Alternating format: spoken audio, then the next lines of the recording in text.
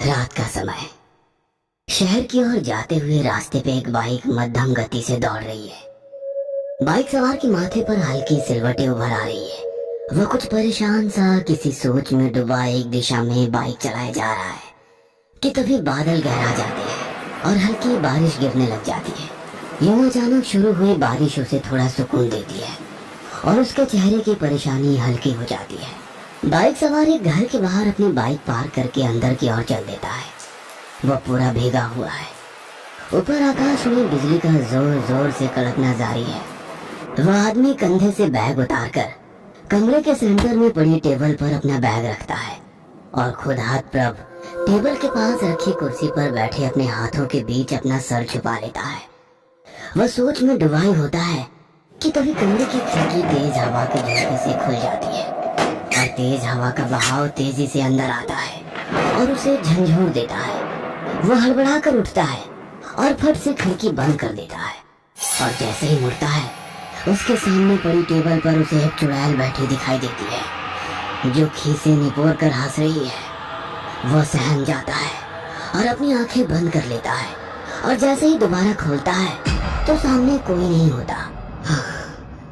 शायद ये मेरा भ्रम था। इतना कहकर वो बिस्तर से टेक लगाकर बैठ जाता है और ऊपर चल रहे पंखे की ओर देखता है। मैं पेशे से एक पत्रकार हूँ और जो कहानी मैं अपने अगले लेख के लिए लाया वो कितनी विभत्स और खौफ दिलाने वाली है कि अब तो मेरा जहन भी उसे नकार नहीं रहा। ना जाने क्यों एक औरत के कहे शब्द मेरे दिमाग में अपना घर बना रहे थे। कुबेरिया होते ही अपने घर में रोशनी करना बहुत जरूरी होता है। कहते हैं कि अगर कुबेरिया होने के बाद घर में अंधेरा रह जाता है तो कोई बुरी शक्ति आपके घर को ताक कर उसमें अपना कोना बनाकर बैठ जाती है। वह आदमी अपने बिस्तर से उठा और बैग से अपना रिकॉर्डर निकालकर उसे ऑन किया और बोलना शुरू किया। रितिका और अमित देर रात ड्राइव करके अपने घर वापस पहुंचे तो देखा उनकी माँ बाहर चौखट पर बैठी हुई है। रितिका और अमित ने उनके पास आकर पूछा कि वो इस तरह गुस्से में घर के बाहर क्यों बैठी है तो वह सहसा चिल्ला उठी। कितनी बार बोले हैं तुम लोगों को कि अगर शाम के समय कहीं घर से बाहर जाओ तो घर की बत्तियां जला कर जाया करो, पर बुद्धि मोटी होती है तो भलाई की बात नहीं जाती है उसमें। अमित अपनी माँ को समझाते हुए कहता है, अरे ऐसा भी क्या हो गया माँ, इतना क्यों गुस्सा कर रही हो तुम? क्या हो गया? तुझे 1000 बार समझाया है कि घर में अंधेरा नहीं रहना चाहिए, कोई घुस के बैठ गया तो। पर माँ, यहाँ एक छोटा बल्ब जल तो रहा है ना, और घर में कौन आ जाएगा? ये भी मैंने जलाया है जब मंदिर से लौटी। तुम लोगों को घर का ख्याल है ही नहीं। बहस लंबी थी पर किसी तरह रितिका और अमित अपनी माँ को समझाकर घर के अंदर ले आए। आधी रात का समय। रितिका और अमित गहरी नींद में सोए हुए हैं। बगल के कमरे में उनकी माँ भी सो रही है। उनके बिस्तर से कुछ ही दूरी पर एक छोटा सा मंदिर बना हुआ है जिसके पास एक दिया प्रज्वलित है और उसी दिए के पास कुछ पूजा की हुई सीखें रखी हुई है। ये सीखें करवा चौथ की पूजा में इस्तेमाल की जाती है। सब गहरी नींद में थे कि तभी रितिका की आंख खुल गई और धुंधली आंखों से उसने घड़ी देखी तो रात के 2:15 बजे थे। वो उठी और किचन में रखे फ्रिज से पानी की बोतल निकाली। उसने पानी के 2 घूंट पिए ही थे कि एक अजीब सी आवाज उसके कानों में पड़ने लगी, जैसे मानो कि कोई कुछ बुरी तरह से चबा चबा कर खा रहा हो।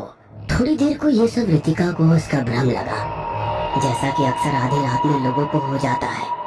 रितिका पलटकर अपने कमरे में वापस जाने लगी और जैसे ही वो किचन से बाहर की ओर आई उसके कदम सहम गए। अब खाने की आवाज बहुत जोर जोर से अंदर की ओर आने लग गई थी। रितिका बाहर की ओर चल पड़ी। रितिका किचन में ड्राइंग रूम की ओर आते हुए, कौन है बाहर? कोई है क्या? रितिका की बातों का कोई जवाब नहीं आया पर वो खाने की आवाज अब किटकिटाहट में बदल गई।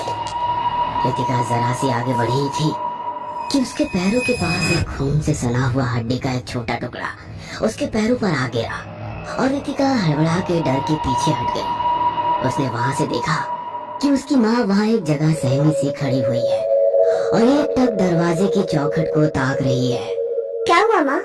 माँ ने बिना मुड़े रितिका से कहा, वो घुस आई है बेटा, वो घर की चौखट तक घुस आई है। कौन माँ? रितिका आगे कुछ पूछ पाती या कुछ कह पाती उससे पहले डर का वो रूप सामने आया जिसने रितिका और माँ को पूरी तरह दहला दिया। वो किसी दहशत से कम नहीं था। घुंघराले बालों वाली वो चुड़ैल वहां बैठे कौवा मार खा रही है। उसके दांतों की किटकिटाहट किसी सुई की तरह चुभने वाली थी और खाते खाते उसने पलटकर माँ और फिर घर के अंदर खड़ी रितिका पे अपनी नजर डाली और किसकिसाहट भरी। उसके पलटे पैर, एक चौखट के नीचे और दूसरा चौखट के ऊपर, लंबे नाखूनों में कौवा की खाल फंसी हुई और दांतों के बीच मांस का टुकड़ा। उसने अपना एक हाथ कौवे की खाल से बाहर निकाला और खून से सना वही हाथ अपने गंदे दांतों में डालकर बीच में फंसा मांस बाहर थूकने लगी। यह देख रितिका जोर से चिल्लाई और उसकी आवाज सुन अमित घबराकर सीढ़ियों से नीचे भागा चला आया। रितिका, क्या हुआ? उसके बाद जो कुछ अमित ने देखा उसके भी होश उड़ गए। वह घर के अंदर आ गई थी और उन तीनों को ऐसे घूर रही थी जैसे मानो वो उसका उस वक्त का खाना हो। गहराई रात की दहशत और ऐसा डर फैला जिसे खत्म करने का कोई रास्ता नहीं था कि तभी अचानक माँ का माथा ठनका और वो दौड़कर अपने कमरे की तरफ भागी। और उसी वक्त वो चुड़ैल रितिका पर झपटी और उसे नोचने घसीटने लगी। अमित के ऊपर भी उसके कुछ खरोंचे लगी जिनसे अमित दीवार से टकराकर बेहोश हो गया। अमित की माँ भागकर कमरे में पहुंची, राम राम राम, और पूजा में चढ़ी सीखें उठा ली। चुड़ैल रितिका पर हावी हो चली थी। इतने में माँ ऊपर से तेजी से नीचे की ओर आई। उनके हाथ में पूजा में चढ़ी सीखें थी। उन्होंने चुड़ैल के पास आकर उस पर उन्हें सीखों से वार करना शुरू कर दिया।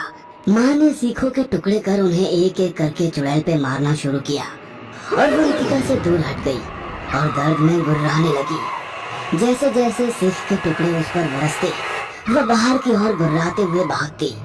उसके उल्टे पैर कभी हवा में झूलते तो कभी फर्श पर छूते और देखते देखते वो दीवार फांद कर दूसरी तरफ भाग गई।